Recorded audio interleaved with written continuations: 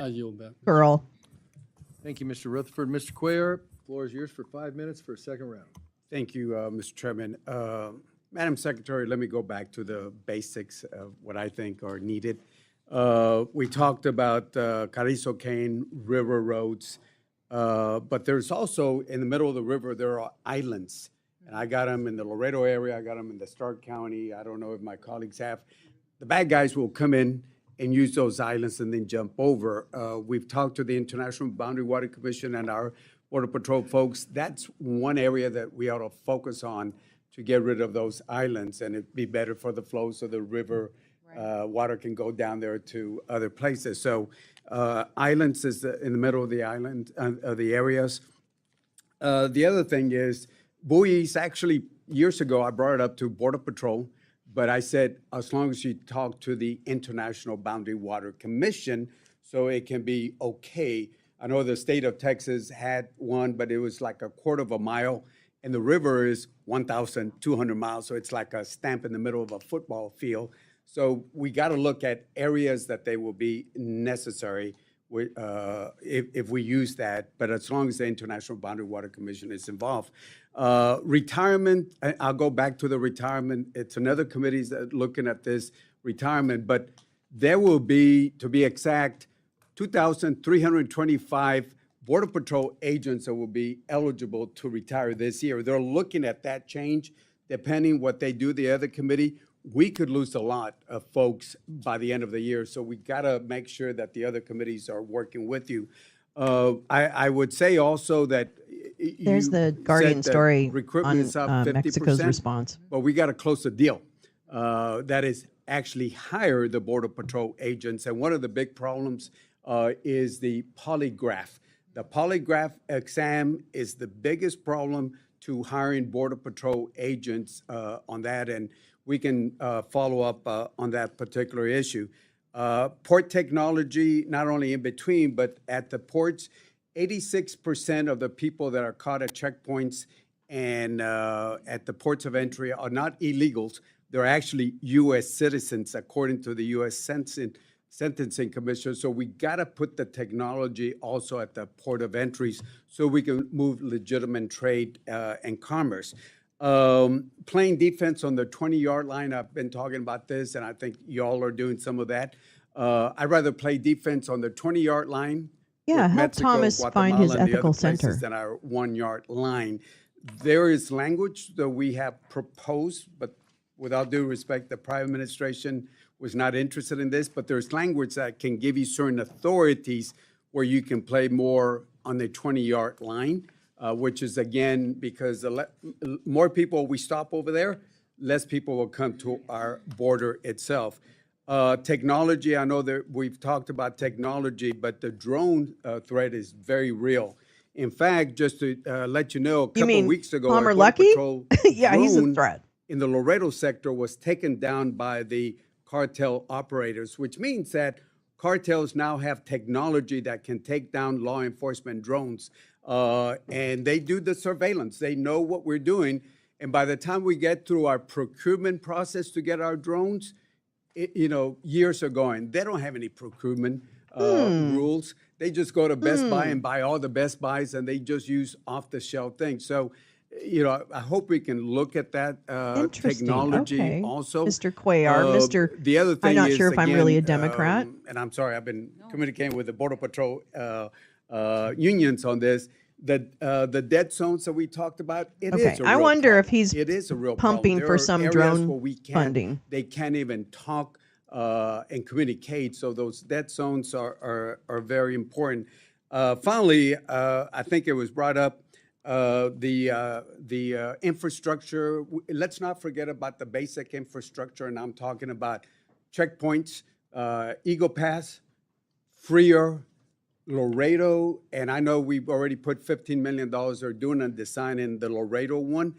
That checkpoint, because Laredo's the largest inland port, but if that checkpoint was a port of entry, it would be the 4th largest port in the whole country. The reason we had a problem where some migrants died on those trailers is because Border Patrol will look, and if the lines are a mile long, they will just wave them, and the bad guys have an idea where to put them. So they wave that trailer with the migrants that died in San Antonio. So checkpoints like Mr. Gonzalez has mentioned, the basic stuff is very, very important. Finally, I'll close up with a border wall. On the border wall. This is Anduril. It's a Palmer I Lucky's think you said we're drone. appropriate, He's the which is one that's important. supplying The drones, state I of think. He's Texas, got the I've always said, contract. don't condemn, but maybe if you look at the possibility of leasing, the state of Texas put it in the law, don't condemn land, but you go ahead and you ease them. And now there are landowners that preempted the federal government Interesting. because the state will lease out and not condemn itself on that. So I can go on a border wall for a long time, but keep in mind that the largest, and I'll close with this point, the largest amount of people that got here before this last flow were visa overstays. Oh, yeah. by the Carla way, Sedona. the biggest Let's go, violator girl. was, Road trip. Canada. Not asking for a wall with Canada, but it was visa overstays. Yeah, no especially from shit. Canada. That's So we right. just gotta Never look at trust a business data-driven named after Tolkien solutions and Look IP. forward to working with you. Stolen, by the way. you, Probably Mr. not. Nothing to the Tolkien family. Thank you, Mr. Chairman.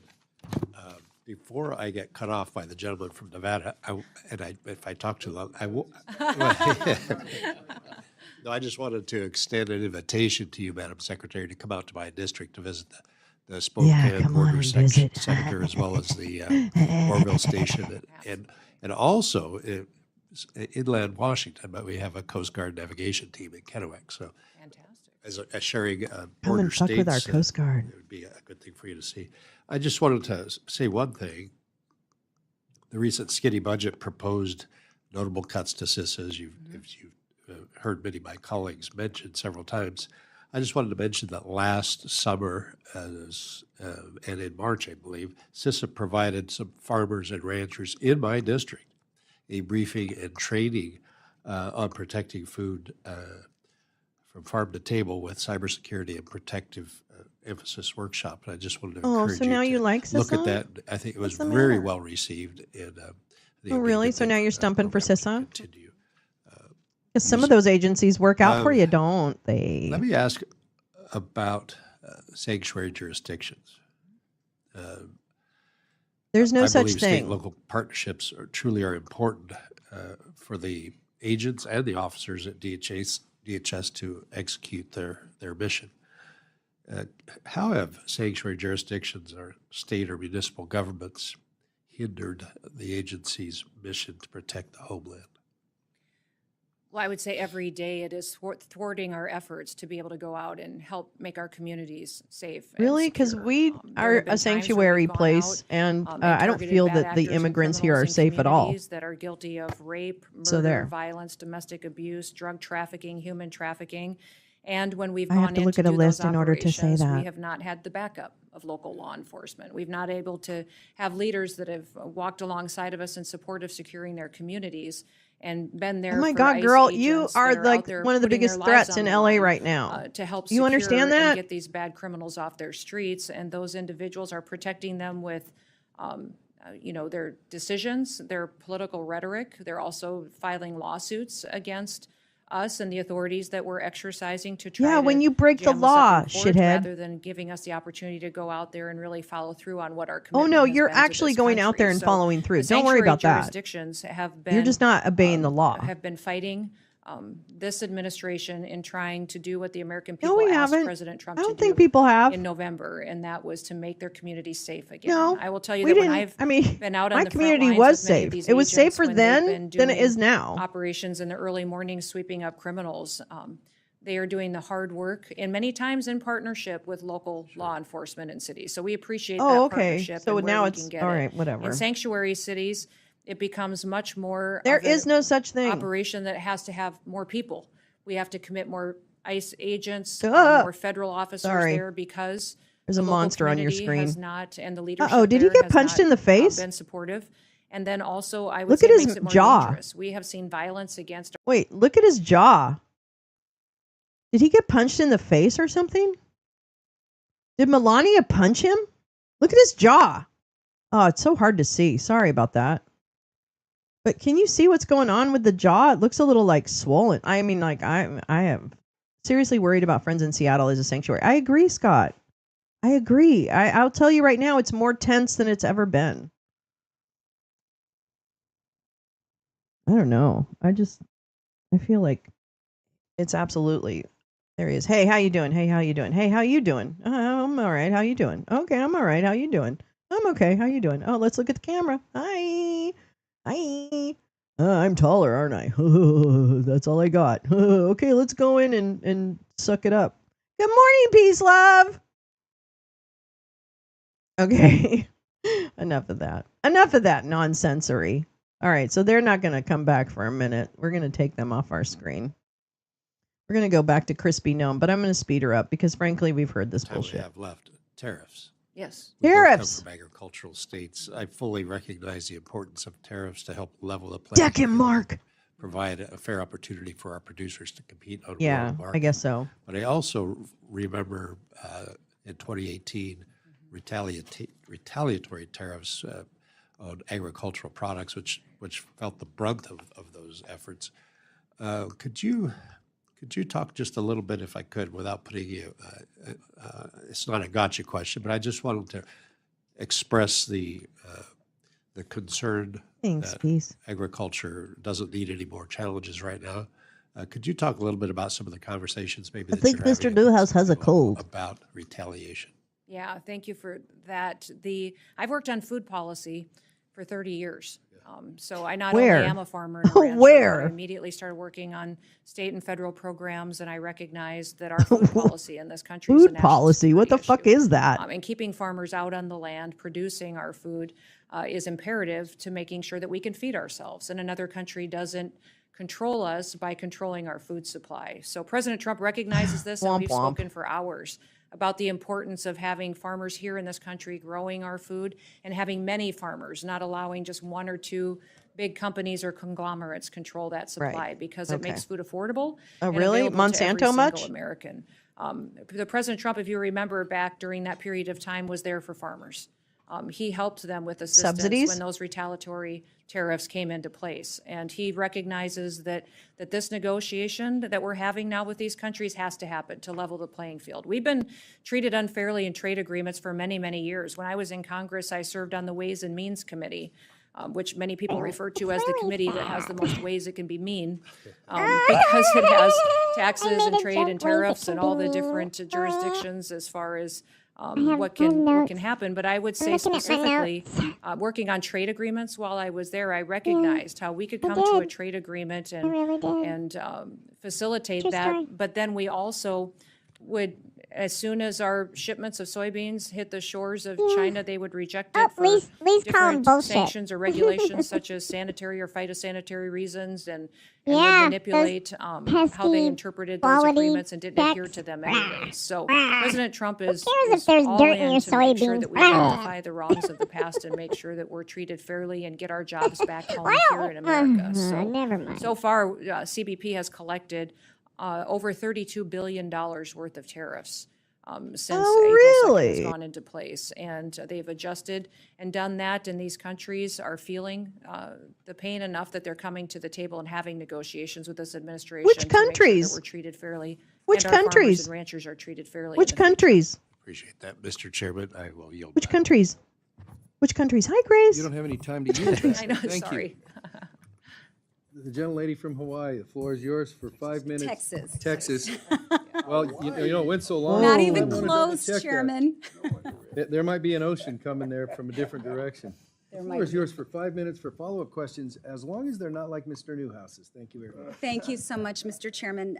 Madam Secretary, I have a question related to something more close to home for me in the community in El Paso with DHS employees.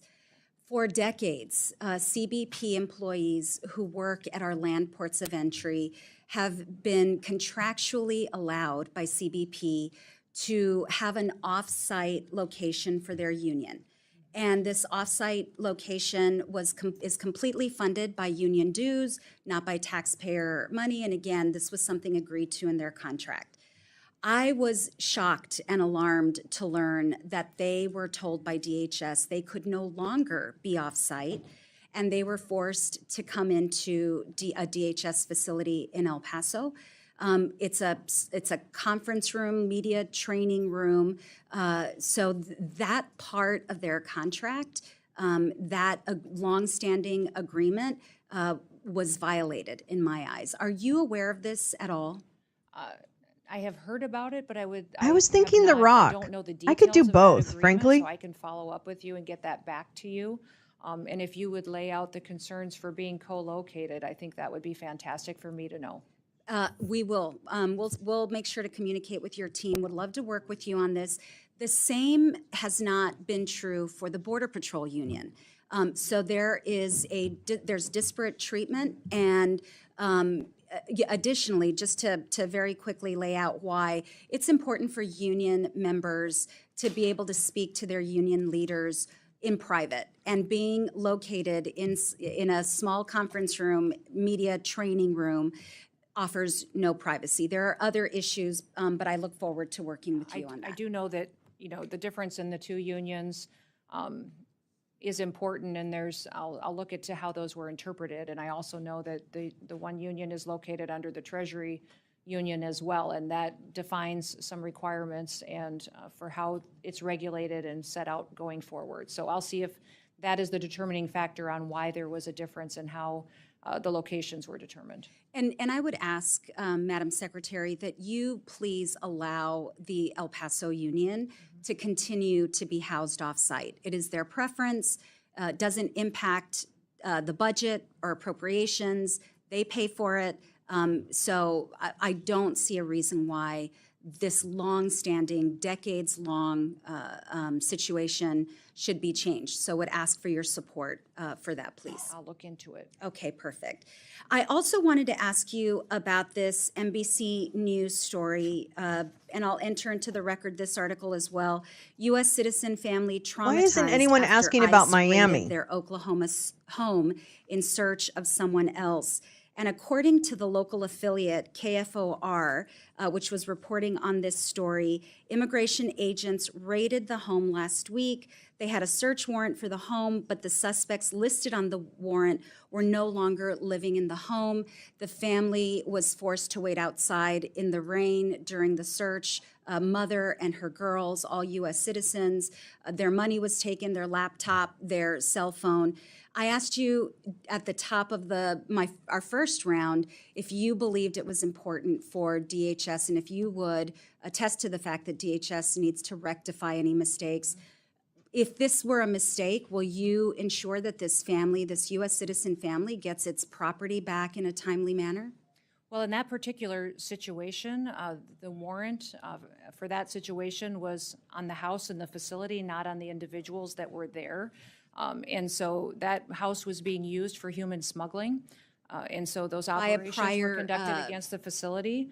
And even in that situation, there was some individuals there with the same last names and some of the similarities. But And if so it we were a are- mistake, we are Madam continuing- Secretary, we if it believe were a everything was mistake. done appropriately, and we'll continue to make sure that it is done and handled appropriately. All right. Well, appreciate you looking into it. That not my constituents, but you had mentioned in your testimony, and you've said previously, that the focus of your agency is to go after the worst of the worst, people who are here illegally.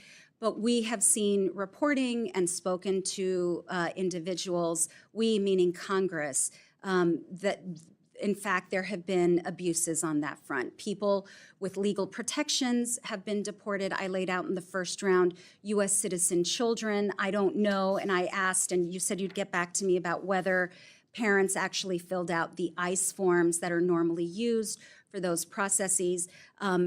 U.S. citizen families with nothing to do with human trafficking, and now DHS employees as well, in my view, have been subjected to an abuse of power. And we all swore an oath to the Constitution.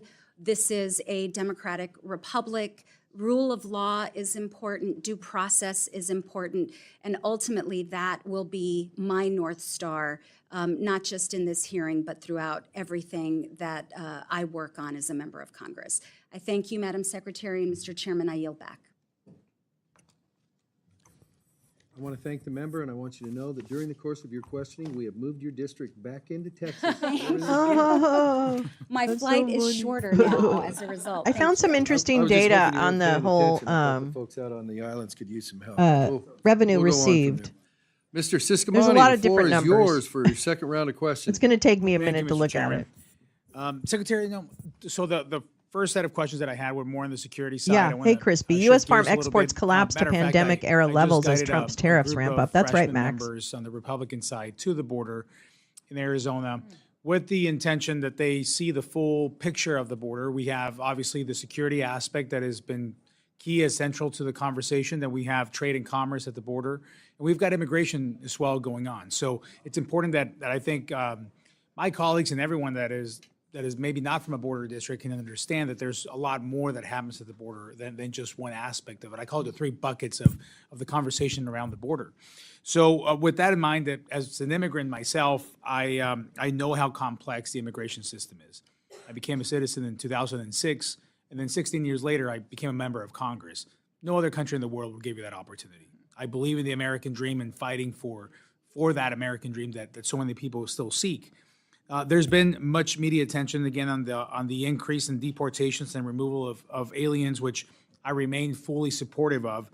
That being said, I think we should also be highlighting and incentivizing those who are going through the process legally and those that are seeking to come to the country through the legal channels, and make that process less burdensome in order to disincentivize the use of cartels and bad actors. In my family's experience, it took us 13 years from the moment we came to the U.S. to the moment we became U.S. citizens. There have to be some improvements around these guidelines. So can you speak on how your budget request will facilitate easier legal pathways for potential immigrants?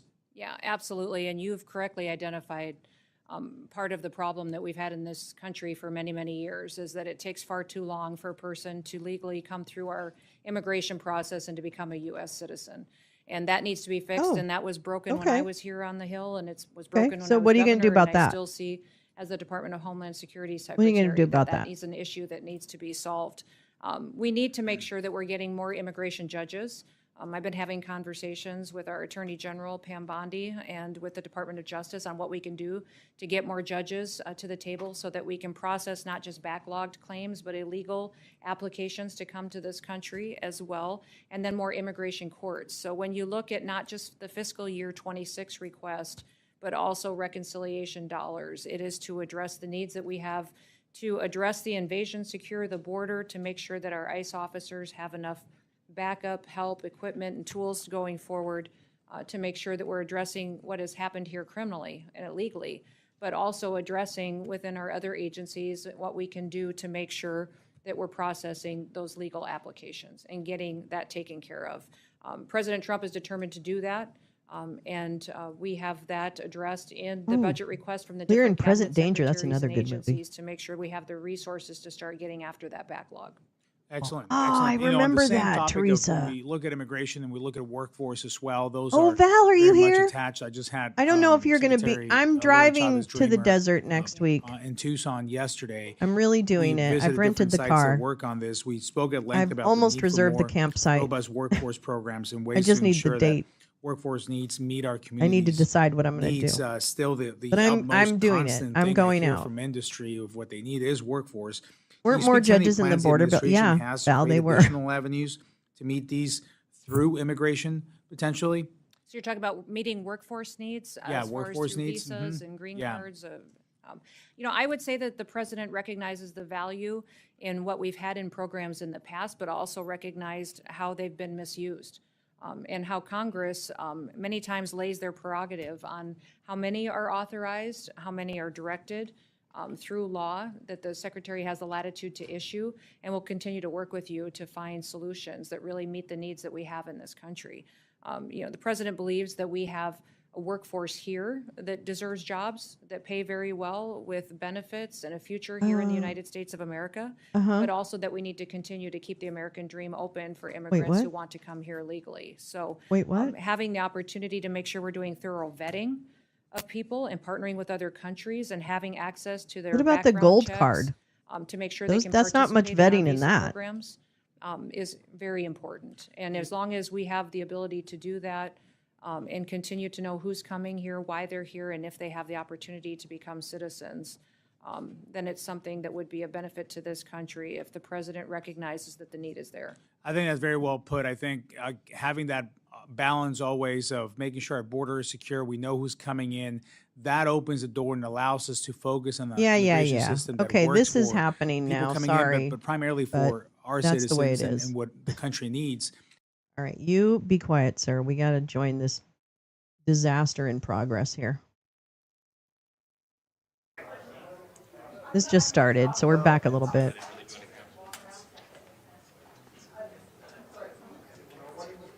Oh, I guess we didn't have to wait. But I like seeing him kind of sit there awkwardly.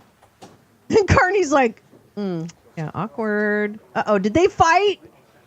Did they fight? Look how gumpy he looks. He looks so gumpy. He looks gumpy. Look at Gumpy Gus. What a Gumpy Gus. Thank you very much, everybody. Where'd you It's a go, great honor Gus? to have Prime Minister Mark Carney with us. As you know, just a few days ago, he won a very big election in Canada. And I'm gonna I drive think I was through, probably the to greatest thing that Arizona. happened to him, but I can't take vote credit. His party was losing by a lot. So and, from LA to he ended like up winning, so I really want Maricopa to County. congratulate him. It was probably one of the greatest comebacks in the history of politics, maybe even greater than mine. You know. Wait, But I what? want to just congratulate you. That was a great election, actually. We were watching it with interest, and I think Canada chose a very talented person, a very good person. Oh, We fuck spoke you, before the Pierre. election quite a few times. And it's an honor to have you at the White House and the Oval Office. And you see the new and improved Oval Office. He put As 24 it, karat becomes gold more on and more everything. Beautiful, with love, you know, we handle it with great love, and 24 karat gold. That always helps too. Right? How much But is that? it's, Yeah, Phoenix. It's been Yeah, a lot of fun. We're going over some of the beautiful pictures that were stored in the vaults that were I can for text you, Val. many, many years. In some I can cases, text you. over 100 years. They were stored in vaults of the great presidents, or almost great presidents, all having a reason for being up, every one of them. So it's very interesting. But I just want to congratulate you, and ran a really great race. I watched the debate.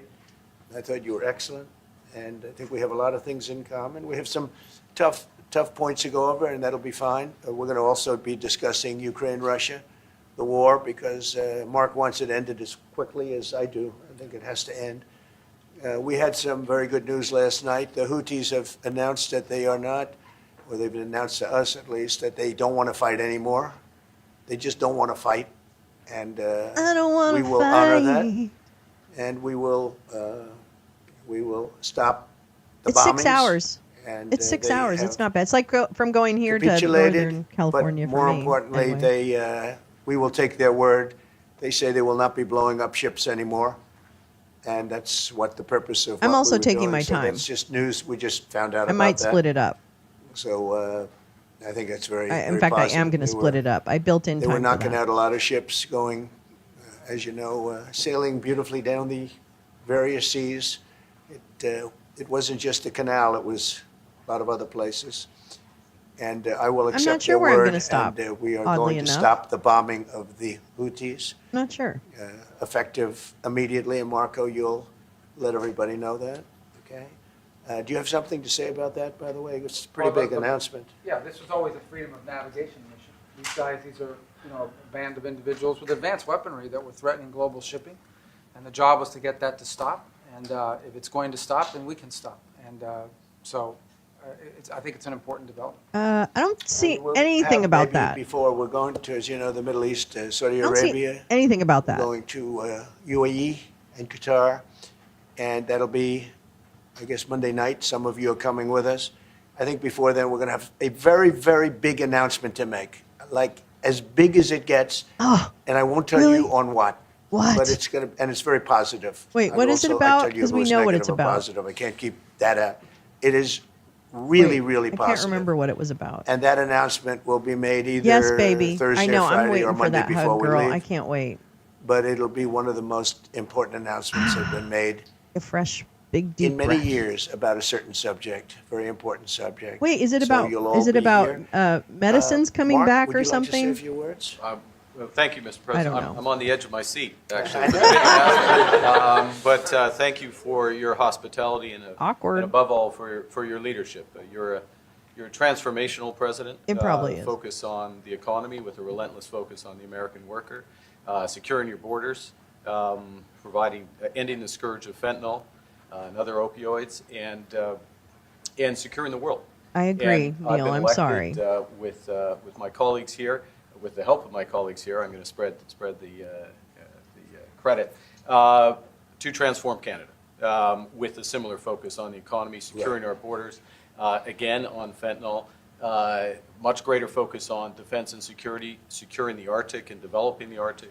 And Yeah, I the don't history know, of Canada Dane, I and the can't U.S. is remember we're if stronger he's when we work telegraphed together, what and it there's is. many opportunities to work together, and I look forward to, addressing some of those issues that we have, but also finding those areas of mutual cooperation so we can move Great. forward.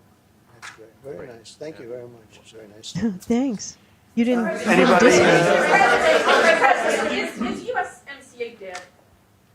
No, it was actually very effective, and it's still very effective, but people have to follow it. So, that's been a problem. People haven't followed it. But it was a Are you kidding, Tom? Is that what it transitional is? step a little bit. And, It really is as that, you know, Max and Tom? It terminates fairly shortly. Oh my God. It gets Is renegotiated it the Wealth Fund? very Oh, shortly. fuck. But I thought it was a very positive step from NAFTA. NAFTA was the worst trade deal in the history of our country, probably in the The history free of the trade world. agreement was the worst And, deal? I don't know. This Does was that a feel right? It doesn't feel right. transitional deal, and we'll see what happens. We're going to be starting to possibly renegotiate that if What it's is even necessary. I happening? don't know that it's necessary anymore, but it served a very good purpose. And the biggest purpose it served is we got rid of NAFTA. NAFTA was a very know. unfair Neil, deal. he did okay. For the He did United okay. States. Very, very terrible deal. Oh, It should have fuck never been me. made. It was made many years ago, but it should have never been made. Fucking sovereign Yeah. Wilson. Where's Tina? Canada and the United States, would you like to see your first trade deal be with Canada? Our neighbors? I would love that. Look, I have a lot of respect for this man, and I watched him come up, in a sense, through the ranks when he wasn't given much of a chance, and he ran a really great campaign. He did a really great debate. I think that debate was very helpful. I was going to raise my hand. I don't know if that's good or bad. I shouldn't say that. Ooh, That might hurt Pierre, you got But you got he ran a shoved really to the great election, I side, thought. girl. And yeah, You've been something could happen. sidelined, Something could bitch. Yeah, please. I know. That's all right. We talked about it. I talked to Bobo about it. Concession? Yes. Friendship. But that's not a concession. No, we're going to be friends with Canada. Regardless of anything, we're going to be friends with Canada. Canada is a very special place to me. I know so many people that live in Canada. My parents had relatives that lived in Canada, my mother in Elmo. particular. And I love Ted Canada. Cruz. I have a lot of Extreme shoulder respect pad for the alert. Canadians. Wayne Gretzky. Thanks, Max. I mean, how good, the great one. You happen to have a very, very good hockey player right here on the Capitals, who I have a lot of respect. He is a big, tough cookie, too. He just broke the record. He And really he's a likes great big guy. dudes. You notice We that? had the He we really had the loves team big here, and I got dudes. to know a lot Like of it's the a little players. something homoerotic But, about it, which is fine. no, Like Canada is a very get it special on. place. Yeah, please. Get it on, make it happen. But Mr. Prime Minister, I'd like to get your response to this too. Mr. President, you have said that Canada should become the 51st state. No. Well, I still believe that, but it takes two to tango, right? But no, I do. I mean, I believe it would be a massive tax cut for the Canadian citizens. You get free military, you get tremendous medical care, 51st state other bullshit. things. There would be a lot of advantages, but it would be a massive tax cut. And it's also a beautiful, as a real estate developer, I'm a real estate developer at heart.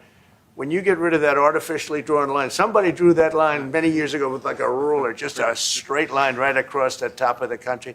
When you look at that beautiful formation when it's together, I'm a very artistic person, but when I looked at that beauty, I said that's the way it was meant to be.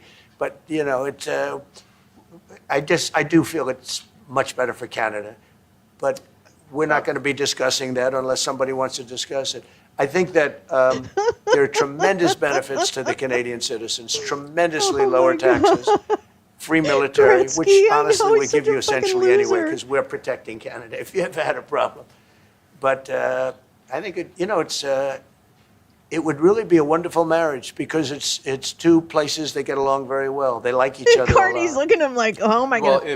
if I may, as you know from real estate, there are some places that are never for sale. That's true. We're sitting in one right now Buckingham Palace that you visited as well. That's true. And having met with the owners of Canada over the course of the campaign last several months, it's not for sale, won't be for sale ever. But the opportunity is in the partnership and Look what at we build Tumpy. together. We have done that in the past, and part of that, as the president just said, is with respect to our own security. And my government is committed for a step change in our investment in Canadian security and our partnership, and I'll say this as well, that the president has revitalized international security, revitalized NATO, and us. Yeah, because he's such a fucking asshole. NATO, and that will be part of it. And they have, I must say, Canada Thank you, is Neil. stepping up the military participation because Mark knew, they were low and now they're stepping it up, and that's a very important thing. Really? But never Did they? say never. Never say never. Oh, never say never. Never say never. You are a dumb motherfucker, Carney. Yeah, exactly. Well, we'll be talking about different things. Like, we want to protect our automobile business, and so does Mark.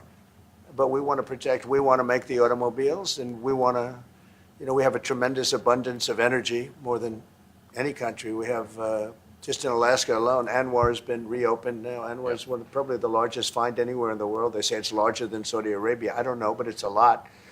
But we have tremendous amounts of energy. Other countries don't. We're both lucky in that way. They have energy. We have energy. We have more than we can ever use and more than we could ever sell. Whoa, actually, and you have the whoa. same thing. So we're two countries that are very lucky. I thought If we you look at needed China, all they don't types have of that. energy It's a big for disadvantage. the factories. Other countries, most countries don't have. Most And countries AI. don't have that. I know, Neil. Canada Sorry. and us, we have a lot of advantages over other places. When you consider what Mr. Carney just said, that Canada is not for sale, does this make the discussion a little more difficult to start on? No, not at all. No, not at all. No, time will tell. It's only time. But I say never. I've had many, many things that were not doable, and they ended up being doable, and only doable in a very friendly way. But if it's to Oh my everybody's God, benefit, this is so bad. Canada loves us, and we love Canada. That's, I think, the number one thing that's important. But we'll see. I mean, over time, we'll see what happens. Energy dripping off on me all day China. long. Yeah.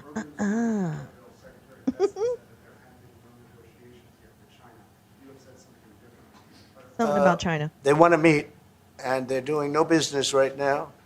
And those ships are turning around Wait, in the what? Pacific Ocean. Big turn. Those are big No, ships. they're Those not. ships take about 10 miles to turn. And, What? we lost $1 trillion to China on trade because of an incompetent president that we had who preceded me, God. grossly incompetent. Oh, my God, You're finding it out more and more now. This is an SNL And by skit. not trading, we're losing nothing. So we're saving $1 trillion. That's It's a right, lot. Val. But DJ2 they will want be to a ghost negotiate, before and he they sees want to have Canada a for meeting, and sale.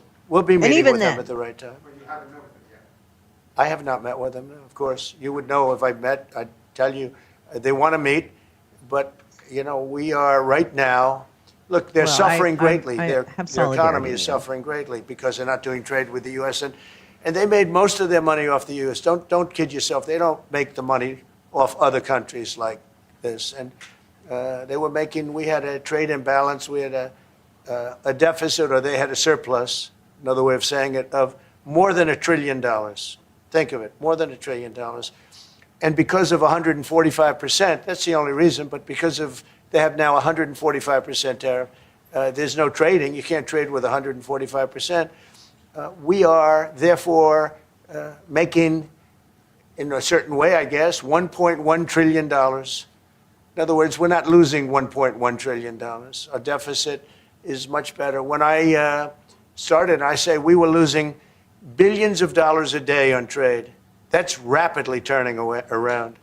We looked at numbers this morning. So we were losing, the United States during Biden was losing more than, I won't even give you numbers because they're so embarrassing, but billions of dollars a day on trade. A lot. Those numbers are rapidly turning between the tariffs. Don't forget, we're now getting 25% on cars, 25% on aluminum, 25% on steel, and maybe more importantly, massive numbers of companies are moving into the United States. Honda, we have tremendous, the car companies are moving in at levels we've never seen before. The biggest investment ever made in the United States is being made right now. Trillions of dollars. I would say we could be at $9 trillion.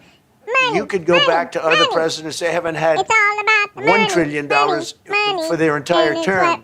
Look at Biden, he had bad numbers. People were leaving, they weren't coming in, they were leaving with Biden. And he didn't know the difference. The only thing he knew is people coming in. You know who they were?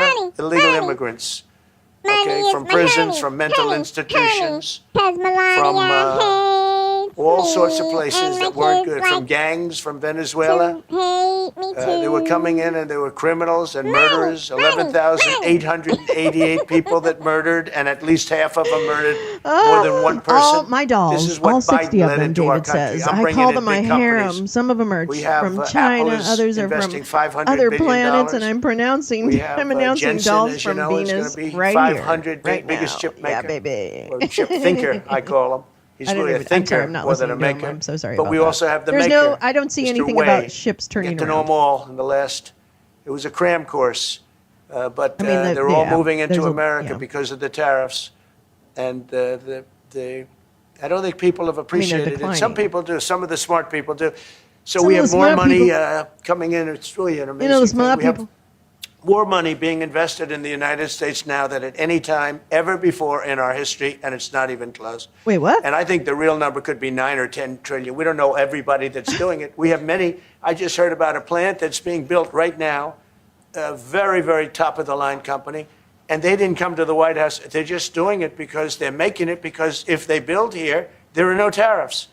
And this is the big market. This is the market. That sets us apart from it. This is the market where everyone wants to be. Now, if I didn't come here and do this, all of a sudden we wouldn't be the market where everyone wants to be. So we were able to do it in time.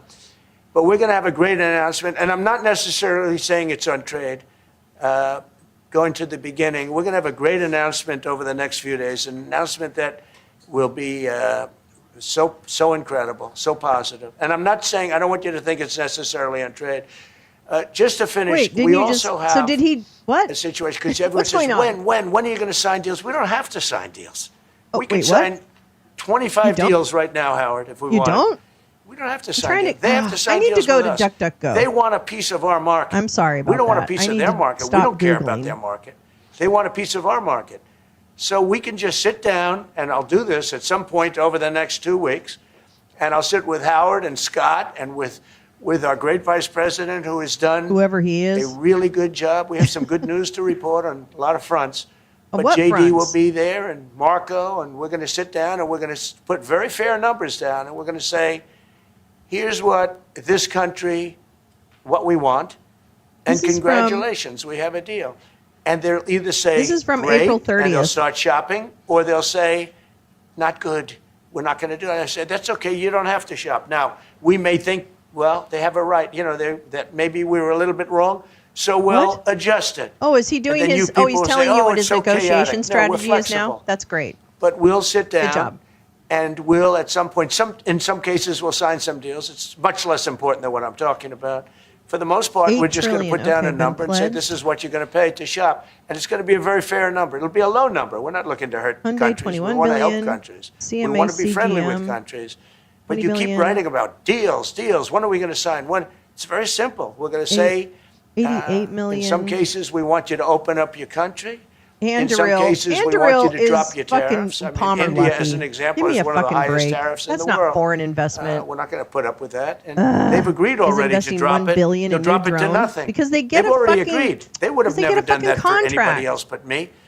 So Oh my God. we're going to put down some numbers, and we're going to say our country is open for business, and Venture they're going to come Global, in, Siemens, and they're going Pratt to pay for the Industries. privilege of being able to Chobani. shop Okay, you guys in are. the I'm United not States buying of you. America. I'm It's not very buying simple. anymore. It's very simple. Chobani. Fuck So you, I wish Chobani. they'd keep, stop asking, how many deals are you signing No, this baby week? Bell. Because one day we'll come and we'll give you 100 deals.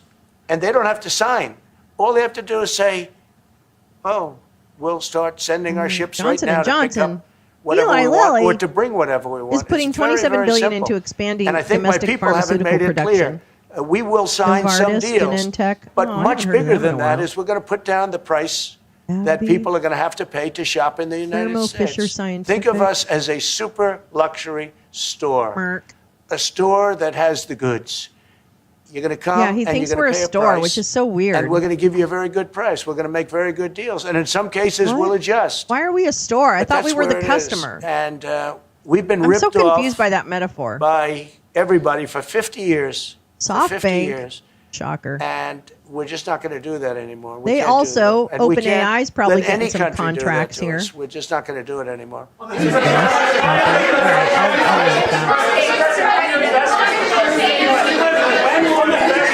Can you tell us a bit more about the deal that you've reached with the Houthis? No, it's not a deal. They've said, please don't bomb us anymore, and we're not going to attack your ships. And where did you hear about that? Yeah, it doesn't where matter and- where I hear it. The very good source, I could tell you. Very, very good source. On Would you Signal? say Marco? I would say pretty good, right, JD? A very good source. No, they don't want to be. They don't want to be. They don't want to be bombed anymore. You know, I sort of thought that would happen. No, no, behind you. West Virginia open for business. Is the U.S. prepared to walk away from that pact? From what pact? USMCA. No. It's fine. It's there. It's good. We use it for certain things. It's there. We have the USMCA is a good deal for everybody.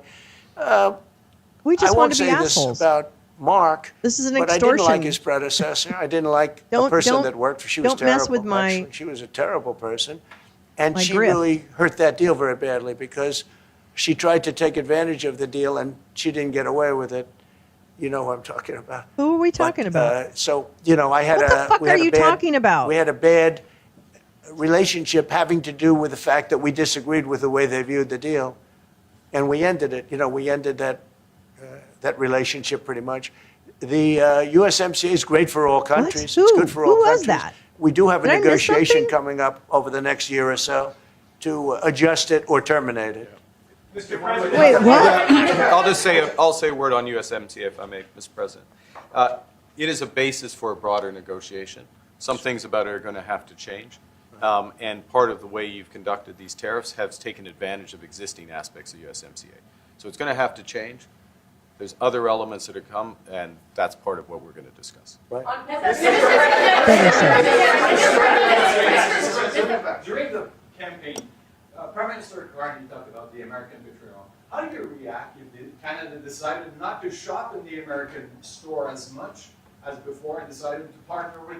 Who's that Quebecois? Well, we don't do much business with Canada from our standpoint. They do a lot of business with us. Oh my God. We're at like 4%, and usually those things don't last very long. We have great things, great product, the kind of product we sell, nobody Kind of else what can product we sell. No one can beat it. including military. Look, we make the best military equipment in the world, and Canada buys our military equipment, Do which they? we appreciate. But we make the best military Do? equipment I in mean, the I'm world sure by they far. do, The but- missiles, the submarines. Hi, Tom. Have fun with the Everything we have visitor. is really top Thanks notch. for stopping in. I rebuilt our military during our last term. Stupidly, we gave some away to Afghanistan. Oh my God, which no, we shouldn't have didn't. happened.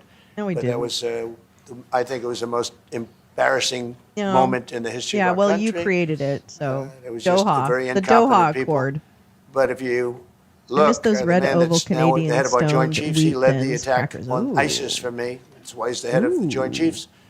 And Raisin Kane, he was unbelievable. And Wait, as what? you know, we defeated ISIS. What are we talking about? In 3 weeks. Why are we It was doing supposed this? to take 5 years. We did it in 3 weeks. Okay, whatever. They're still And he ran around. the You campaign. I didn't said I defeat liked him. anybody. But I knew him before. I went to Iraq. Oh and my we God. agreed to What a does this have plan, to and do that with was the plan, anything and Canadian? As you know, we did it in record time. Why does this have to do with So anything we have, Canadian? we have the best equipment in the world. We have the best, Oh, a lot okay, of we're things. back to and, that now. Okay, we're but good. Canada Okay, we're back. We're does back. a lot more He's like business me a little with bit, us but than I'm we not do the with president. Canada. That's the difference. Woo, sorry. When do you think the investments that you've announced, the trillions, will finally hit economic data? When will they? When you're saying about the tariffs and all? No, about the No, investments. no. Oh, it's hitting right now. Look, they're already starting AI plants. These are not people that look for financing. That's a good thing. In Wait, real what? estate, you get a site, then Wait, you have to look for wait, financing. You what? have to get your zoning. 5 years later, you start building. You Wait, get a what? bank, then the bank's no good. And Yeah, these people AI have are already building? What are you massive talking amounts about? of cash. The CHIPS Act was a ridiculous thing because that doesn't get them to build. All we did is hand very wealthy companies money. The CHIPS Act that was done by Biden, billions, we give them billions of dollars. They don't even have to do anything with it. I can't And wait then to if see you the deals he makes. weren't, if you didn't have, and I don't want to be a wise guy, but if you didn't go with the DEI, if you didn't go with all of the Oh, my different things God. woke, if you weren't woke, you couldn't even use the money. You had to have a certain percentage of this and that and that and that. It's impossible to have. The companies actually complained to me. They said they gave me all this money, but nobody can get these people to do But anything. I'm a racist. I mean, look, President Obama, and if he wanted What do I help, I'd give do? him help because I'm a really good builder and I build do I on do? time, on budget. He's building his library in Chicago. It's a disaster. And he said something to the effect, I only want DEI, I only want woke. He wants woke people to build it. Wait, Well, what? he What are got you woke talking people, and they have about? massive cost overruns. What are A we job talking is about? stopped. I don't know. It's a disaster. A presidential and I don't library? Like that What are we happening talking because about? I think it's bad for the presidency that a thing like that should happen. He's got a library that's a disaster. Oh my God, it's the library. And he It wanted is to the be library. very politically Oh my correct, and he God. didn't use good, That's hard, incredible. tough, mean construction workers that I love, Marco. I love those Yeah, construction workers. marijuana. But he didn't want construction workers. Wait, I he think wanted we need. people that I know what this never moment did it means. before, and he's I got know. a disaster Hold on, in his guys. hands. Hold on. I got you. Like I got you. millions darlings. of I got dollars, you. many. I got you, babies. I mean, really, I got you, my many millions babies. of dollars I got over you. budget. And I would love to help him with it, but or in the somebody else. I could palm recommend of my- professionals. Here we go. But it was not built in a professional manner. By the way, nor was in California a little train going from San Francisco Yeah, you can fuck to Los yourself. Angeles that's Remember being the run by dinosaur? The Gavin dinosaur was Newsom, there. the governor of California. Did you ever hear of Gavin Newsom? He has got, that train is the worst cost overrun I've ever seen. It's like totally you out of should not control. do So then they said, that. all right, we won't go into Oh San my Francisco. gosh. We'll stop I'm gonna 25 stop miles. him. Right like that with an anus mouth. Wait, you got to see his anus mouth. There it is. Okay, we're going to play the same song I was going to play because I love this song.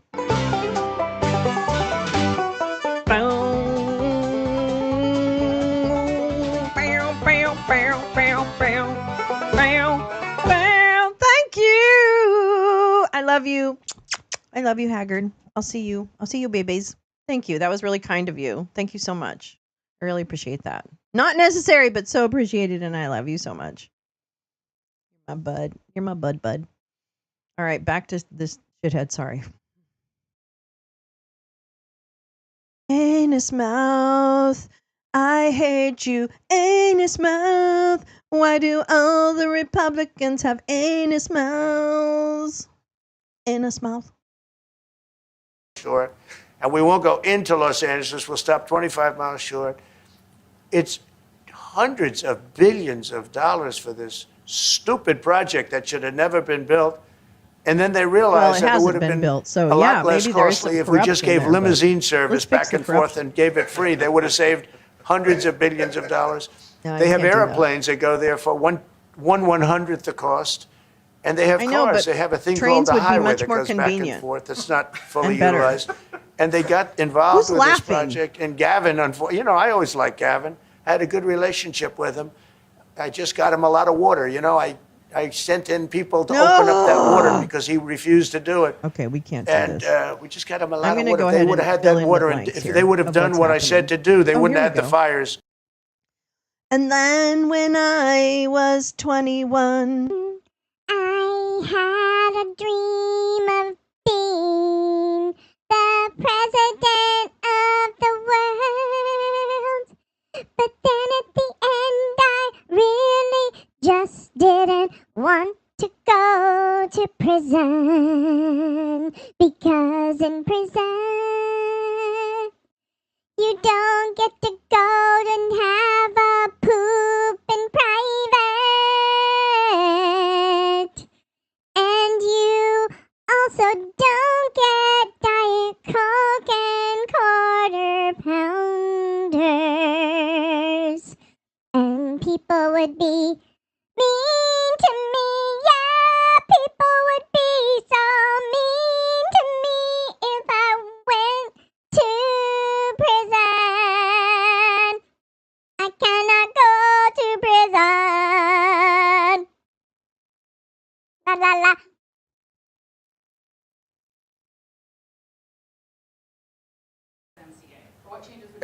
We're going to work on some subtle changes, maybe. I don't even know if we're going to be dealing with USMCA. We're dealing more with concepts right now. Look, right now, we're doing trade. We have trade. They're paying a tariff on cars and steel and aluminum. And I think we have a baseline of 10% or something like that for the tariffs. But we're getting along very well. Right now, going no further, but we have an agreement. We did something with even parts. You want to discuss that, Howard, with respect to Canada, which helps Howard Canada Nutlicker. out? Sure. So we've made an arrangement with the car companies that 15% of their USMCA parts are included, and then 15% of foreign parts. Oh, whoever from this the, is, you have an the unfortunate little manufactured spot suggested happening. retail I hope price somebody's are told you not about tariffed that. to help domestic manufacturing Because you've got this really little thrive. spot thing going on. So we gave them a chance I hope to you be able know. to build their Get a chance car to parts, do some minoxidil or something. on factories, if they're going to. Grow A lot some- of these I know. I mean, I have thin companies hair, already too. have I had to factories, grow my and hair what they back. have to do is just fill them out.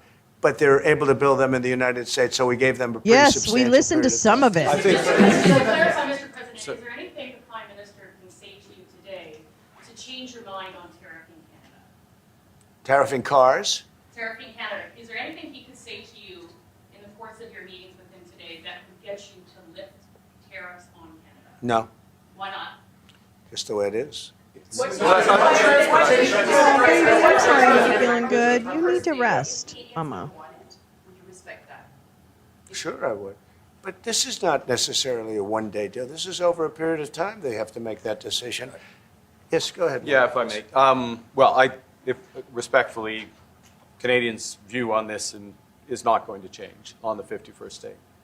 Secondly, we are the largest client of the United States in the totality of all the goods. So we are the largest client of the United States.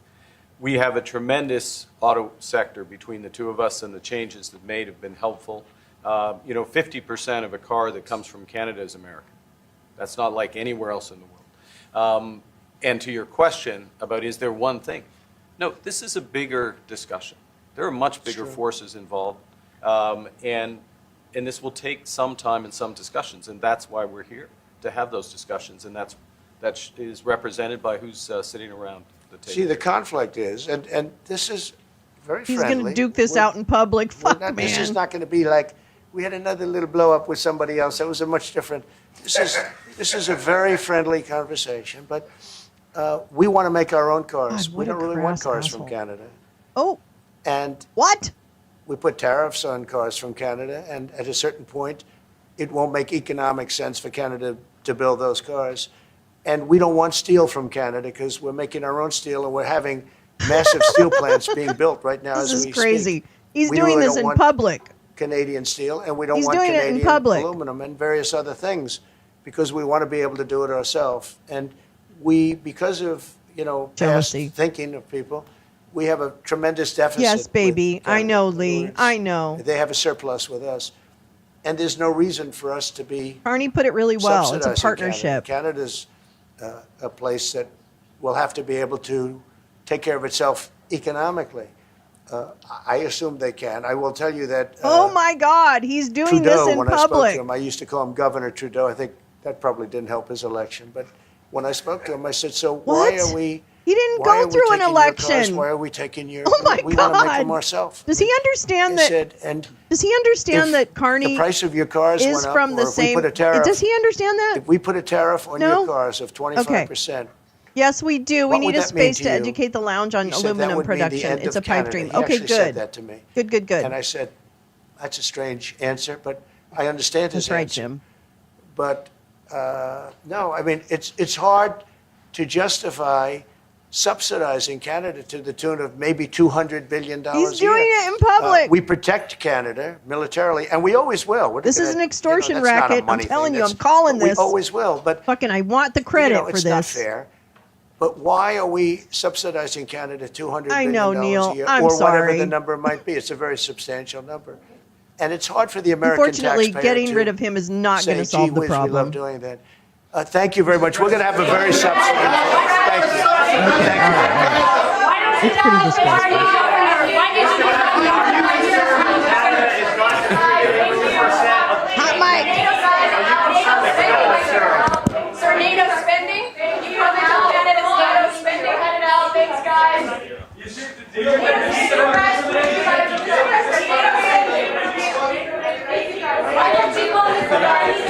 I like him better.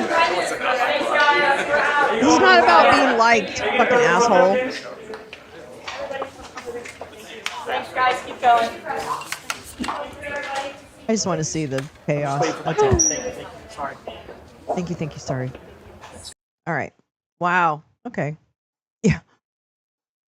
I know. Oren, I agree. My sincere apologies to Canada and all of its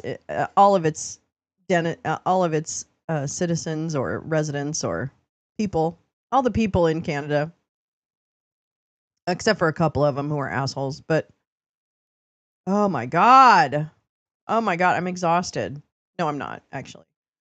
Let me see. I have so much. The links in this description are going to be really good. Okay, so I'm just going to tell you that now. If you go to the description of this broadcast by tonight, you will see the links for documents and stuff, some that we've read, some that we haven't. But I absolutely will say that these links to me are very, very worth a read. I'm just going to check in. I really want to watch some of this. Yeah, but I think I'm going to have to go. Okay, I'm going to end it for today. And we have a documentary tonight. Val, I know you gave me the Lee Atwater documentary. That's right. There's a documentary about Lee Atwater. Yeah, well, David, I think it was still bad. I mean, he's such a crass, trash piece of shit. Just to put it like, whatevs. But yeah, so I think that tonight we're having a Lee Atwater documentary suggested by Val. Thank you very much. Love you. 6:00 Pacific, 9:00 Eastern. Everything inside and out. And hope everyone can join us on Discord. I'll post all the information about that. I agree with you, Lee. Carney should have walked out. I mean, the thing is no one is deserving, and no one is deserving of that treatment. Yes, exactly. Canada has enough trees to print all the cards they may need. Jim says we have an investment in Steel Dynamics that they are getting big into aluminum. Aluminium? That's true. Carney brought some company with him. The other thing, yes, it's Documentary Tuesday. In other news, Denton just recorded 2 measles cases. Oh shit. Sorry, Teresa. Be safe down there, especially in Texas. Love you guys. Absolutely. And so hopefully I'll see you tonight for the Discord. And then tomorrow we have Wake and Bake and all that kind of stuff. It's all going to happen. I got to put up some little reminders, but I'll do that this afternoon. Okay. I know. It's I'm exhausted, but I'm here. I'm still here. Yeah. Thank you. Thank you, Anita. Thank you, everyone. Thanks for spending part of your day with me. I really appreciate it. Scott, love you. Yeah, thanks for spending a little bit of your day with me or keeping it. I love it being in the background. I hope that that's something that's comforting, or not comforting because the subject matter is usually pretty bad, but I hope at least you get a little like of your vicarious anger out through my swearing and demeaning of maggots. That's right. Fuck off, Trump. Yeah, thank you. Love you guys so much. Thanks for all the support and love. I really appreciate it. It really keeps me going. I can honestly tell you that. I don't tell you enough. And I need to reciprocate actively more. But I really do feel the love. And it's tacos. Oh, I want tacos now. All right. I love you guys. I'll see you later. Thanks for coming. And I hope you see you at Documentary Tuesday. Okay. Bye.